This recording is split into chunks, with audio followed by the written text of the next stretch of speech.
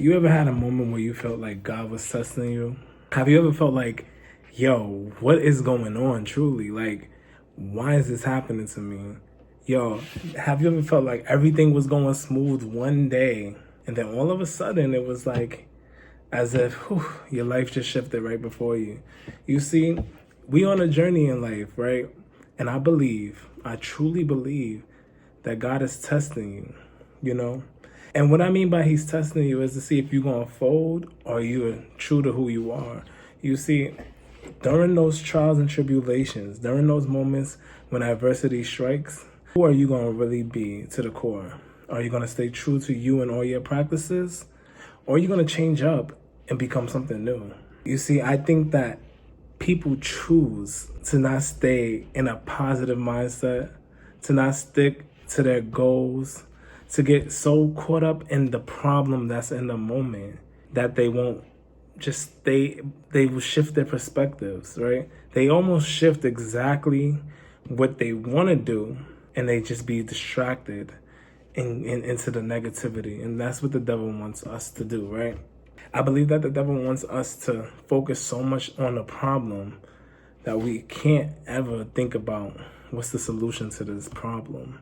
What's the solution? So I encourage everyone listening today, right, to focus on the solution. Don't focus on the problem.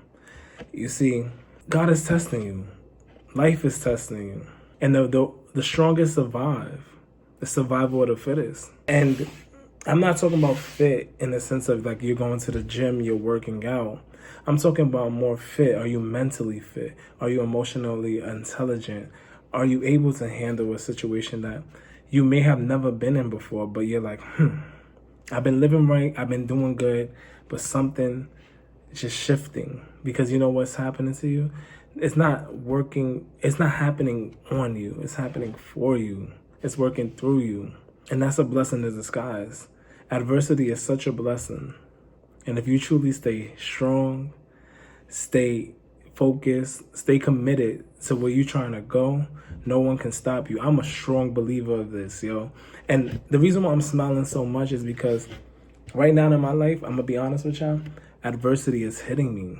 It's changing the path of my life in a way where everything I was setting up to do and everything, I have an option.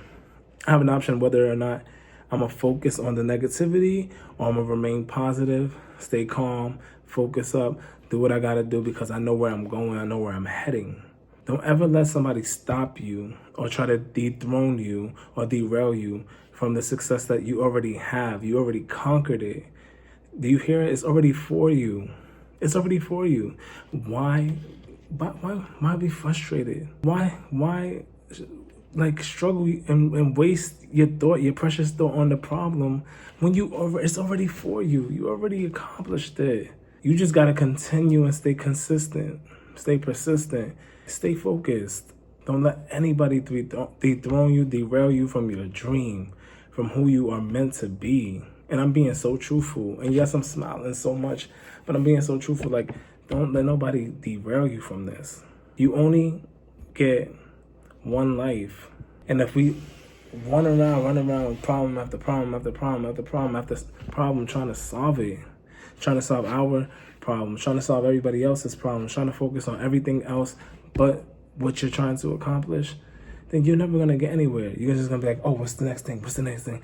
And I'm never saying that we're not here to help others. We're not here to make our lives better. I'm just saying that sometimes we could just focus too deeply on the problems that we face. Yes, so today's segment, and I went a whole little like, want to feel on that, but we're talking about what are the steps you can take to stay focused and remain focused. So boom, I believe to remain focused. All right, so boom, I believe that to remain focused, you need to set out a time, set out a schedule, plan ahead. Like, yo, what am I going to do at this time? What am I going to do at that time? And stick to your schedule. Stick to the things that you say you're going to do. So if I say I'm going to the gym in the morning at 10 o'clock, best believe I'm waking up. Even if my day shifted and if something else happened, I'm waking up at 10 o'clock, getting to the gym, just hitting those milestones. See, I believe that if we continually focus on hitting milestones, we start to learn self-respect and trust in ourselves that we're going to accomplish the goals that we say we're going to accomplish, right?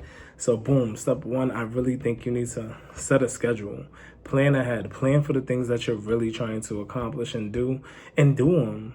Like, we get so caught up in what's down the road. Like, oh yeah, once I do this, I'm gonna be in shape. I'm gonna be in the greatest shape of my life.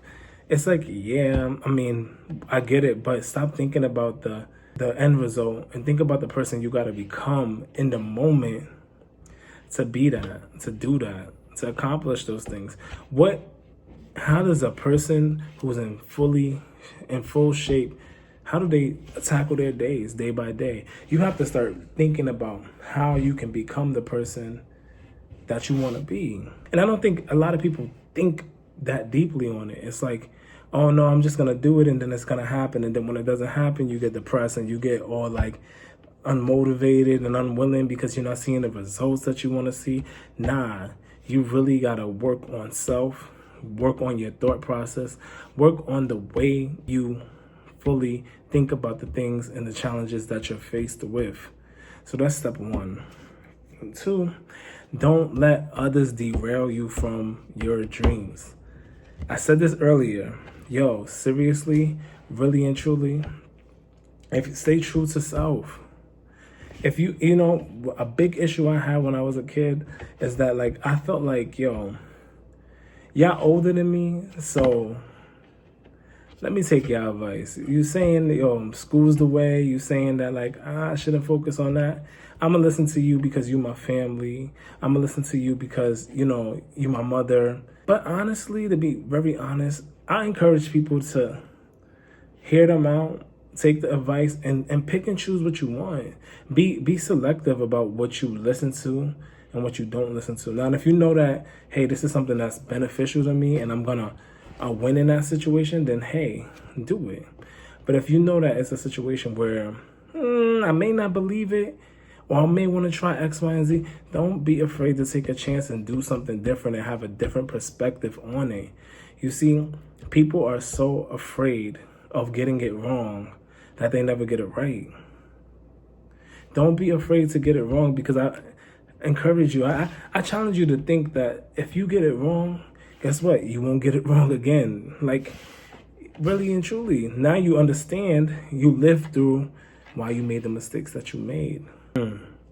That's deep, and that's deep thought. And number three, pray and be spiritual. You know, for me, I've never had I didn't grow up in a church, right? And some of my family did go to church and stuff like that.